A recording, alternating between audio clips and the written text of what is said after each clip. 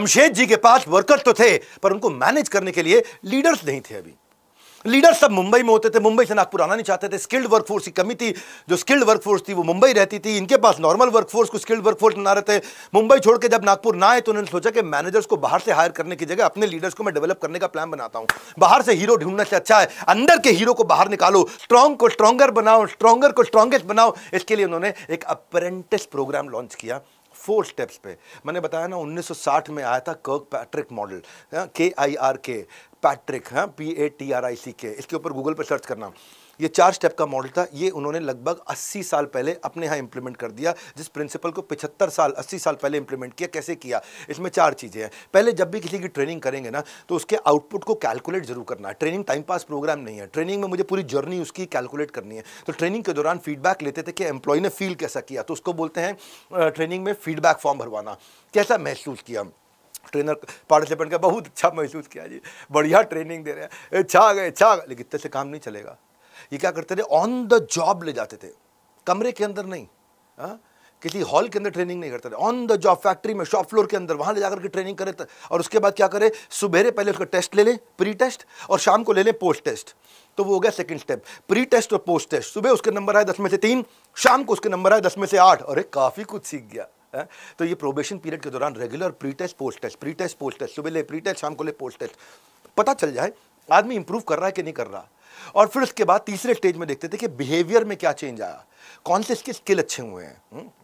पहले देखा कैसा महसूस किया, दूसरा देखा क्या सीखा, तीसरा देखा क्या परिवर्तन लेकर के आया।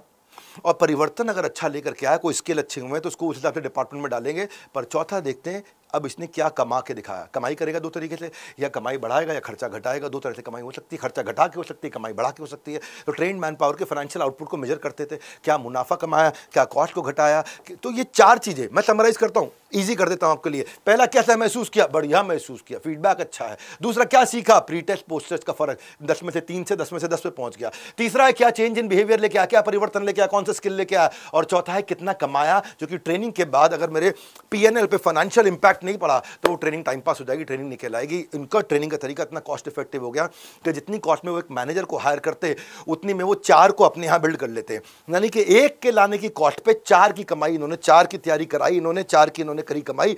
और 4 साल के अंदर अंदर क्या हुआ? 16% डिविडेंड शेयर होल्डर्स को दिया। इतना अच्छा परफॉर्म किया। और जून 1920 आते आते 43 साल के अंदर क्या हुआ मालूम? जितना पैसा इनिशियल कैपिटल लगाया था उसका 50 गुना ओरिजिनल इन्वेस्टमेंट का बाहर आ चुका था। इतना आगे निकल गए। ये था कर्क पैट्रिक मॉडल। ये था लीडरशिप की बात हो ना, कर्क पैट्रिक मॉडल। टर्न अराउंड, ये टाटा की बहुत बड़ी स्पेशलिटी है। NPA टर्न अराउंड होता क्या है? इजी कर दूं थोड़ा सा। NPA मतलब नॉन परफॉर्मिंग एसेट। NPA मतलब जिसको कर्जा भी ना मिले। NPA मतलब जो कोई लोन भी ना दे। NPA मतलब जो कि लॉस में जा चुका, खत्म हो चुका है। NPA टर्न अराउंड यानी कि एम्प्रेस मिल में सक्सेस ले चुके थे। एम्प्रेस मिल कौन सी? नागपुर वाली जो उनकी थी। अब इनको एक्सपेंशन करना था तो स्वदेशी मूवमेंट चल रहा था, तो इन्होंने स्वदेशी मिल की तैयारी करी, स्वदेशी मिल रजिस्टर करी।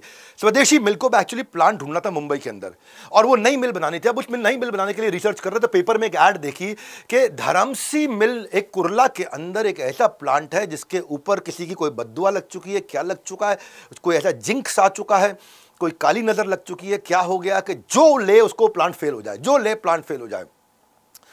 इन्होंने सोचा नया मिल बनाऊंगा, बहुत टाइम लगेगा, हम अपना दिमाग लगाते हैं, हम इस प्लांट को चलाते हैं, हम इनसे बातों में भरोसा नहीं करते। इन्होंने वो लॉस मेकिंग मिल उठा ली और बोला इसको प्रॉफिटेबल बनाने का मैं आज जिम्मेदारी लेता हूं। मैं वही आगे रतन टाटा जी ने भी किया, जैगुआर लैंड रोवर के साथ कहां से कहां पहुंचा दिया।